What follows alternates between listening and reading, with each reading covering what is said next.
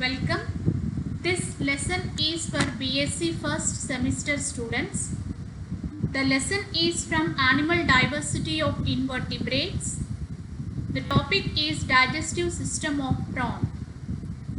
With this lesson, the learners will be able to know and understand the alimentary canal of prawn, the different organs located in alimentary canal, hepatopancreas, the food of prawn and its feeding habit, and digestion. The digestive system of prawn consists of alimentary canal and hepatopancreas. The alimentary canal of prawn is divided into three parts.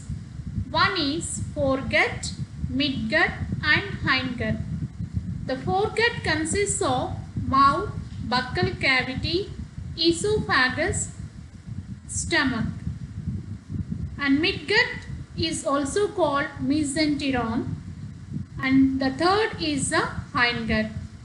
Apart from this alimentary canal, hepatopancreas is a digestive gland included in the digestive system of prawn.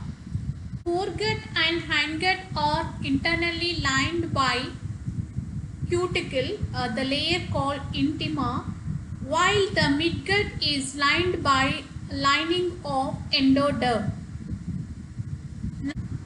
Now let us see the digestive system of prawn. The first part is a mouth which is present in the foregut.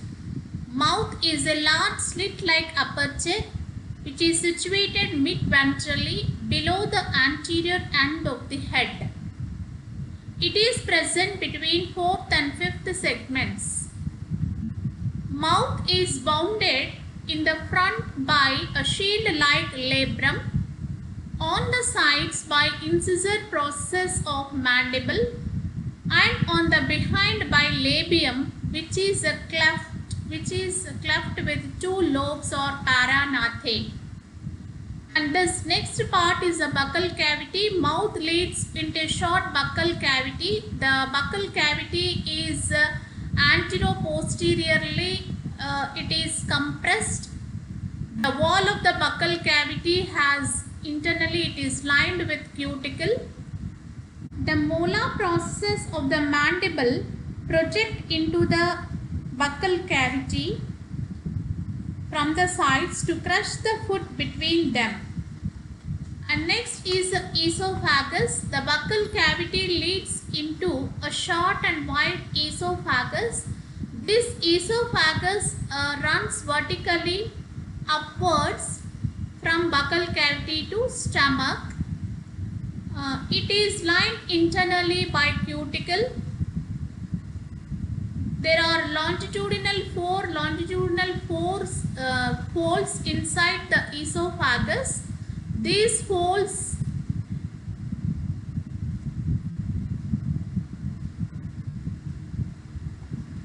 there are four longitudinal folds inside the esophagus. The wall of the esophagus is thick and it is thrown into four longitudinal folds.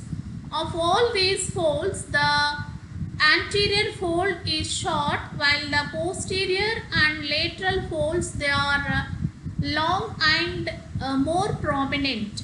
The lateral fold is again divided into two unequal folds, two smaller unequal folds.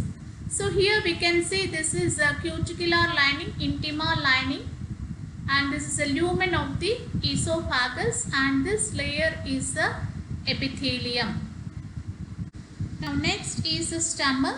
The esophagus leads into a large spacious bag-like structure called stomach.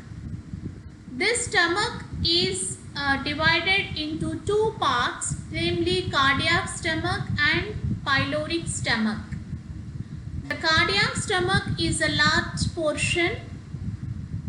It is sac-like structure, whereas the pyloric stomach is very small in size.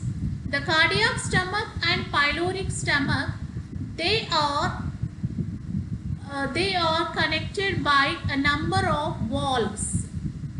So the stomach is surrounded laterally, ventrally and posteriorly by a large gland called hepatopancreas.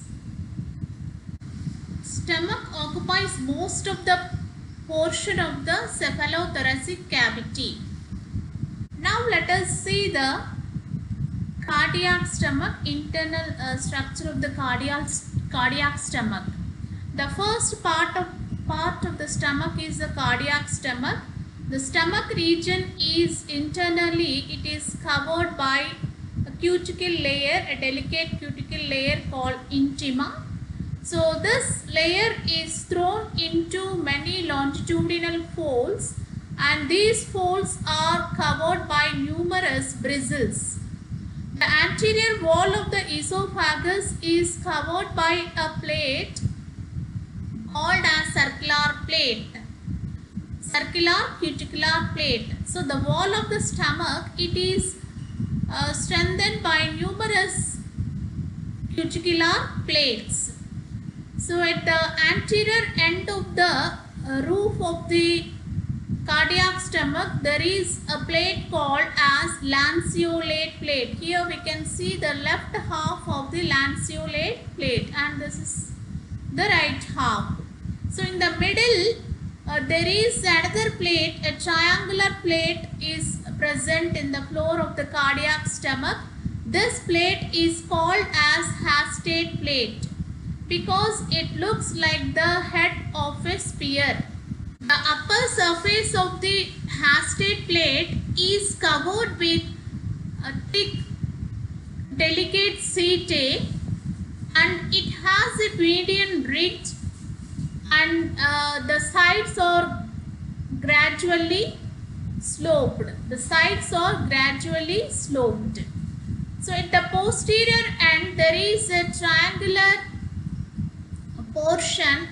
The posterior border as triangular in shape, and it bears very thick rows of setae, and this forms the anterior wall of the cardiopyloric aperture. The lateral parts of the Hastate plate are supported beneath by a pair of cuticular longitudinal supporting rods. A narrow lateral groove runs along the lateral border of the Hastate plate. The floor of the Hastate plate is covered by a cuticular opening which is like an open drain, and this is called as groove plate. Each lateral groove on its inner side is bounded by a longitudinal supporting rod, and on the outer side by a cuticular ridged plate. The inner border of the cuticular ridged plate all along its length will have a closely set delicate bristles. This looks like the appearance of a comb. Hence, therefore, it is called as combed plate. The bristles of the combed plate cover the lateral groove and partially the lateral surfaces of the Hastate plate. The fine bristles of the comb plate keep constantly moving to and fro over the outer margin of the Hastate plate. The two cone plates are united anteriorly, and they completely cover the Hastate plate except the incurved posterior ends where there is a cardiopyloric aperture. Outside the cone plates, the lateral wall of the cardiac stomach is folded to form long prominent longitudinal folds. The two longitudinal folds are low anteriorly and increase in height gradually towards the posterior end, and they form and they are incurved to form the sides of the cardiopyloric aperture. They are bluish black in color and they are called as guiding ridges. They are called as guiding ridges because they guide the foot into the cardiopyloric aperture. The cardiopyloric aperture is narrow and it is X-shaped. It has four walls. The anterior wall is formed by the depressed posterior border of the Hastate plate. The posterior wall of the cardiopyloric aperture is formed by the semilunar fold of the stomach wall, and the lateral walls are formed by the large flap-like posterior ends of the guiding ridges. This aperture leads into pyloric stomach. The pyloric stomach is a small chamber present at the posterior end of the cardiac stomach. Its inner walls are muscular, thick and prominently folded so that its cavity becomes very narrow, and it is divided into the cavity of the pyloric stomach is divided imperfectly into two chambers. One is big ventral chamber and the other is small dorsal chamber. The dorsal chamber and ventral chamber, they are connected by a narrow passage, vertical narrow passage. The ventral floor of the ventral chamber is raised into a median longitudinal ridge. It divides the ventral chamber into two lateral compartments. The floor of the ventral chamber is called filter plate. The filter plate has an appearance of an inverted open notebook, and it also appears A-shaped in cross section. Each of the two rectangular surfaces have a series of longitudinal rows of ridges and grooves. The ridges bear rows of bristles which form a felt-like covering over the grooves. The side walls of the ventral chamber also contains closely set bristles, and they together with the filter plate form an efficient strainer or filtering apparatus. This pyloric filtering apparatus allows only liquid food to pass through it. The paired openings of the hepatopancreatic duct, they lie below the filtering apparatus just behind the junction of the dorsal chamber of the pyloric stomach and midgut. These openings are guarded by a group of setae emerging from the median ridge of the filter plate. The dorsal chamber gives out a small blind cecum dorsally, and behind it opens into the midgut.